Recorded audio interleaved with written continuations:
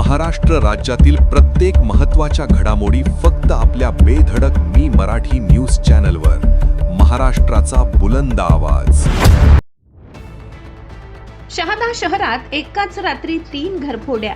Tapi residency परिसर हादरला. लाखोंचा ऐवज लंपास. पोलिसांपुढे चोरट्यांचे मोठे आव्हान.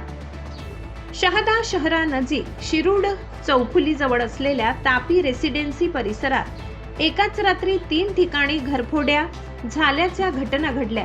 या घटनेत चोरट्यांनी लाखो रुपयांचे दागिने व रोख रक्कम चोरून नेल्याचे उघडकीस आले आहे. रात्रीच्या अंधाराचा फायदा घेत चोरट्यांनी बंद असलेल्या घरांमध्ये घरफोडी केल्याने भीतीचे वातावरण पसरले आहे.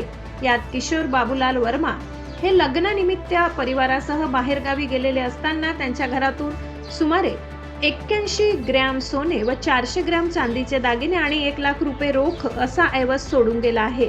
तसेच वैभव पाटील यांच्या घरातूनही 20 ग्रॅम सोन्याचे दागिने व 5,000 रुपये रोख आणि 2 घड्याळे चोरट्यांनी लंपास केली आहेत.